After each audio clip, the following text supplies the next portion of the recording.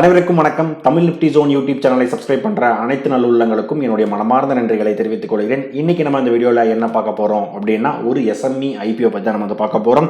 Sri refrigeration company limited. ஓகேங்களா? So இந்த company என்ன விதமான பிசினஸ் இவங்க பண்ணிட்டு இருக்காங்க, எந்த விதமான ஃபங்க்ஷனாலிட்டி இவங்க பண்ணிட்டு இருக்காங்க, அதுக்கப்புறம் இந்த எஸ்எம்இ ஐபிஓட எப்போ ஓப்பன் பண்றாங்க, எப்போ க்ளோஸ் பண்றாங்க, எப்போ லிஸ்டிங்ல வராங்க, ஸோ அதுக்கப்புறம் இவங்களுடைய ஃபினான்ஷியல் ஸ்டேட்மெண்ட்ஸ் என்ன, அதுக்கப்புறம் இவங்களுடைய ஃபண்டமெண்டல் ஸ்டேட்மெண்ட் என்ன, ஸோ ஃபைனலா எல்லாருக்கும் ரொம்பவே முக்கியமான இவங்களுடைய கிரே மார்க்கெட் ப்ரீமியம் இப்போதைக்கு எவ்வளோ ரன் ஆகிட்டு இருக்கு. ஸோ எல்லாருக்கும் ஒரு சர்ப்ரைஸ் என்னன்னா, இந்த வீடியோ எண்டில் என்னன்னா இருக்கு. ஸோ இது எல்லாமே ஒன் பை ஒன்னா தமிழ் நம்ம பார்க்க போகிறோம்.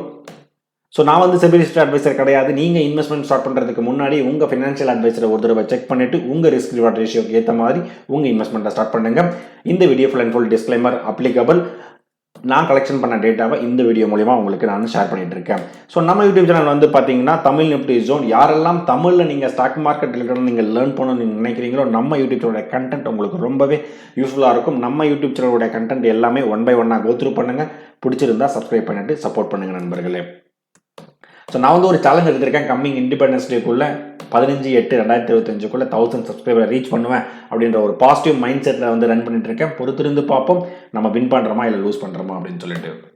ஓகேங்க. ஸோ இப்போ இந்த கம்பெனி பற்றி நம்ம பார்ப்போம். நம்ம ஸ்ரீ ரெஃப்ரிஜரேஷன் கம்பெனி லிமிடெட். ஓகேங்களா? ஸோ நம்ம நல்லாவே தெரிஞ்சிருச்சு ரெஃப்ரிஜரேஷன்ஸ் அப்படின்றத பற்றி தான் இவங்களோட மெயின் பிஸ்னஸாக பார்த்தீங்கன்னா இருக்குது. அதாவது இவங்களுடைய மேனுஃபேக்சரிங் என்னென்ன ப்ராடக்ட் அப்படின்னு பார்த்தீங்கன்னா HVAC சிஸ்டம். HVAC சிஸ்டம்னா என்ன? Heating, ventilation and air conditioning. ஓகேங்களா? So heating, ventilation and air conditioning system இவங்க பண்ணிடுறாங்க. ஸோ அது மூலிமா பார்த்தீங்கன்னா ஹேர் மூலிமா கூலிங் கண்டென்ஸ்டு யூனிட்டும் அண்ட் வாட்டர் மூலிமா இருக்கிற கண்டென்ஸ்டு யூனிட்டும் இவங்க ரெடி பண்ணி கொடுத்துட்ருக்காங்க. ஸோ மேஜராக இன்னொன்று பார்த்தீங்கன்னா சில்லர்ஸ் அண்ட் ஸ்ப்ரே டம்பனிங் சிஸ்டம் அப்படின்றத இவங்க சொல்கிறாங்க. ஸோ இவங்க எப்போ இன்கார்பரேட் பண்ணாங்க அப்படின்னு பார்த்தீங்கன்னா 2006 இவங்க இன்கார்பரேட் பண்ணியிருக்காங்க. இவங்க ஏதோ ஒரு செக்மெண்ட்டுக்கு மட்டும் தான் இவங்க இவங்க ப்ராடக்ட்ஸ் டெலிவரி பண்ணுறாங்க அப்படின்னு கேட்டிங்கன்னா கிடையாது. ஆட்டோமொபைல் இண்டஸ்ட்ரியும் சப்போர்ட் பண்ணுறாங்க. மெரைன் இண்டஸ்ட்ரியும் இவங்க பார்த்தீங்கன்னா சப்போர்ட் பண்ணிட்டு இருக்காங்க. அதுக்கப்புறம் பிரிண்ட் மீடியாவில் மேஜராகவே இவங்க சப்போர்ட் பண்ணிட்டு இருக்காங்க. Chemical industry, ஃபார்மாட்டிக்கல் industry and general engineering. So இது எல்லாமே இவங்க சப்போர்ட் பண்ணிட்டு இருக்காங்க. ஸோ நமக்கு ஏதாவது ஒரு இண்டஸ்ட்ரி இருந்தால் கூட நமக்கு டிமாண்ட் ஏறும் குறையும். பட் இவங்க கிட்டத்தட்ட ஒரு மேஜர் இண்டஸ்ட்ரியில் எல்லாமே இவங்க சப்போர்ட் பண்ணிட்டு இருக்கிறதுனால இந்த ஸ்டாக்குக்கு ஒரு பாசிட்டிவான ஒரு இம்பாக்ட் தான் நான் சொல்லுவேன். ஸோ இவங்களுடைய மேஜரான கிளைண்ட் என்னன்னா அவங்களுடைய ரெக்குயர்மெண்ட்ஸ் என்ன அப்படின்றத இவங்களுடைய இன்ஜினியரிங் டீம் பார்த்தீங்கன்னா அனலைஸ் பண்ணிட்டு அதுக்கப்புறம் அவங்களுடைய ஃபுல்ஃபில் பண்ணுறது தான் பார்த்தீங்கன்னா இவங்களோட மெயின் மோட்டாவே பார்த்தீங்கன்னா இருக்கு. ஸோ அதுக்கப்புறம் இவங்க எங்கே லொக்கேட் ஆகிருக்காங்க அப்படின்னு பார்க்கும்போது மேனுஃபேக்சரிங் ஃபெசிலிட்டி கேரட் அப்படின்ற இடத்துல என்னென்னா இருக்குது. மகாராஷ்டிரா என்ற ஸ்டேட்டில் பார்த்தீங்கன்னா இருக்குது. ஓகேங்களா? ஸோ அதுக்கப்புறம் கூட சர்வீஸும் இவங்க பண்ணிட்டு இருக்காங்க. So chiller service and fabrication service and other product and சர்வீஸும் இவங்க பார்த்தீங்கன்னா பண்ணிட்டு இருக்காங்க. சில்லர்ஸ்னால் இந்த ரெஃப்ரிஜரேஷன் ரிலேட்டடாக இருக்கிற எல்லாமே பார்த்தீங்கன்னா இவங்க உங்களுடைய சர்வீஸ் இருக்குது.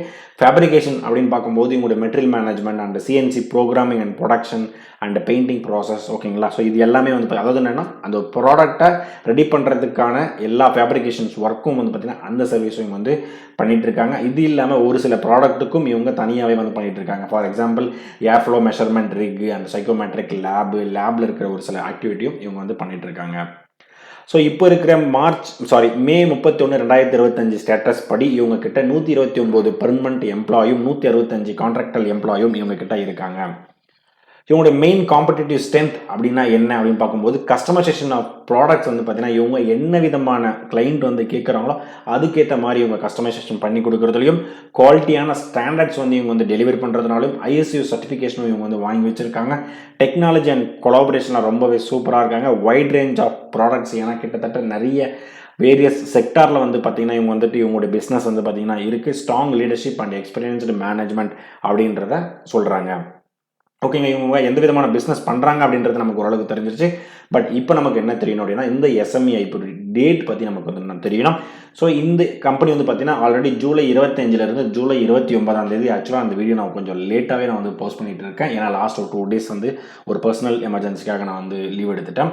ஓகேங்களா? ஸோ இதுக்கப்புறம் நம்ம கரெக்டாக நான் அப்டேட் பண்ண நேரம். ஸோ ஜூலை 25 ஜூலை 29 நமக்கு இன்னும் ஒரு நாள் தான் இருக்குது. ஸோ இன்றைக்கி ஆல்ரெடி 28 நான் வீடியோ அப்லோட் பண்ணும்போது ஃபேஸ் வேல்யூ அப்படின்னு பார்க்கும்போது ₹2 பர் ஷேரில் வராங்க. இஷ்யூ ப்ரைஸ்ன்னு பார்க்கும்போது ஒரு ஃபிக்ஸ்டு ப்ரைஸில் தான் வராங்க. ₹125 பர் ஷேரில் தான் வராங்க. ஒரு லாட் சைஸ் பார்க்கும்போது 1000 ஷேர்ஸ் அப்படின்றத சொல்கிறாங்க. சேல்ஸ் டைப்பு 2 விதமாக வராங்க. ஃப்ரெஷ் கேபிட்டலாகவும் வராங்க அண்ட் ஆஃபர் ஃபார் சேல்லையுமே இவங்க வராங்க. டோட்டல் இஷ்யூ சைஸ் ரொம்பவே முக்கியம். 117 கோடி அளவுக்கு இவங்க வந்து வராங்க. ஆக்சுவலாக நம்ம நிறைய எஸ்எம்இ ஐபிஓ பார்த்தோம், 5 கோடி 10 கோடி 20 கோடி அந்த மாதிரி இருக்கும். இவங்க ஓரளவுக்கு டீசெண்டாகவே இருக்காங்க. 117 கோடி அளவுக்கு இவங்க என்ன பண்ணுறாங்க வராங்க. ஸோ அந்த 117 கோடி வந்து பார்த்தீங்கன்னா 2-3 வந்து ஸ்பிளிட் பண்ணுறாங்க. ரிசர்வ்டு ஃபார் மார்க்கெட் மேக்கர் அவங்களுக்கு வந்து பார்த்தீங்கன்னா கிட்டத்தட்ட 5 கோடியே 89 லட்சம் ஆகும். ஃப்ரெஷ் வந்து பார்த்தீங்கன்னா கிட்டத்தட்ட 88 கோடி ஆகும். ஆஃபர் ஃபார் சேலியா 22 கோடியாகவும் இவங்க வந்துட்டு வராங்க. ஸோ பப்ளிக்காக நீங்கள் வந்து பார்க்கும்போது வந்து பார்த்தீங்கன்னா 111 கோடி அளவுக்கு இவங்க வந்துட்டு வராங்க. ஸோ இவங்க வந்துட்டு என்எஸ்சியில் வந்து இவங்க லிஸ்டிங் ஆக போகிறதில்ல. பிஎஸ்சி எஸ்எம்இ கேட்டகரியில் மட்டும்தான் இவங்க என்ன பண்ணுறாங்க லிஸ்டிங் வந்து ஆகுறாங்க. ஸோ இதுலேருந்து பார்த்தீங்கன்னா இஷ்யூ ப்ரைஸும் லாட் சைஸும் நீங்கள் என்ன பண்ணுங்கள் ஜஸ்ட் வந்து நோட் பண்ணிக்கோங்க. உங்கள் அப்ளிகேஷன் கொடுக்கும்போது உங்களுக்கு ரொம்பவே யூஸ்ஃபுல்லாக இருக்கும். ஸோ அதுக்கப்புறம் எப்போ ஐபிஓ ஓப்பன் ஆகுது, எப்போ க்ளோஸ் ஆகுதுன்னு தெரிஞ்சிருச்சு. ஸோ எப்போ வந்து பார்த்தீங்கன்னா நமக்கு அலாட்மெண்ட் தெரியும் அப்படின்னு பார்த்தீங்கன்னா ஜூலை 30 வெட்னஸ்டே அன்னைக்கு நம்ம பார்த்தீங்கன்னா அலாட்மெண்ட் தெரிஞ்சிடும். ஸோ லேட் நைட்டு வந்து பார்த்தீங்கன்னா நமக்கு தெரிய வந்துடும். ஸோ ஜூலை 31 நமக்கு வந்து அமௌண்ட் வந்து ரீஃபண்ட் ஆகிடும். அதாவது என்னென்னா நமக்கு ஐபிஓ கிடச்சிருந்தா நமக்கு ஷேர்ஸ் வந்து நம்ம டிமாட் அக்கௌண்ட்டு கொடுத்துருவாங்க. கிடைக்கல அப்படின்னும் போது நம்ம அமௌண்ட் வந்து நம்ம அக்கௌண்ட்டுக்கு ரீஃபண்ட் பண்ணிவிடுவாங்க. லிஸ்டிங் டேட் அப்படின்னு பார்க்கும்போது வந்து பார்த்தீங்கன்னா ஆகஸ்ட் 1 இந்த வாரம் வெள்ளிக்கிழமை அன்னைக்கு லிஸ்டிங் டேட் காலையில் 10 மணிக்கு ஆகும். யூபிஎம் மெத்தட் வந்து பார்த்தீங்கன்னா யாரெல்லாம் அப்ளிகேஷன் நீங்கள் போடுறீங்களோ இந்த 25 29 அடுத்த மேக்ஸிமம் ஜூலை 29 5 மணிக்குள்ளே நீங்கள் என்ன பண்ணணும் அப்ளிகேஷன் வந்து உங்கள் ஜிபே மூலியமாவோ இல்லை ஃபோன்பே மூலியமாவோ இல்லை பேடிஎம் மூலியமாக நீங்கள் என்ன பண்ணணும் கண்டிப்பாக மேண்டேட் வந்து பண்ணியிருக்கணும். அப்போ தான் உங்கள் அப்ளிகேஷன் வந்து அக்செப்ட் பண்ணிக்குவாங்க. ஓகேங்களா? ஸோ இந்த டேட் வந்து நோட் பண்ணி வச்சுக்கோங்க.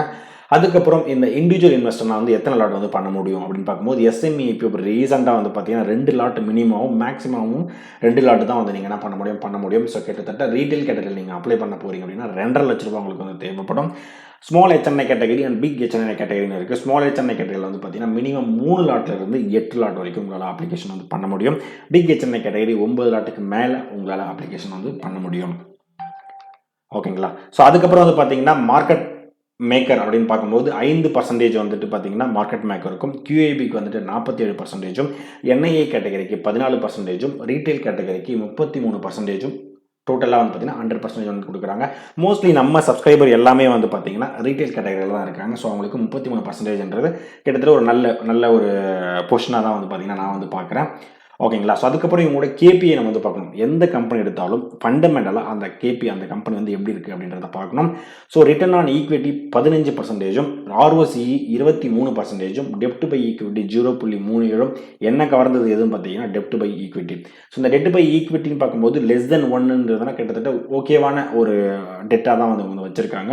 ஸோ 0.37ன்றது ஒரு நல்ல ஒரு இடத்துல தான் இருக்காங்க. கிட்டத்தட்ட ஒரு 0க்கு வந்துருவாங்க.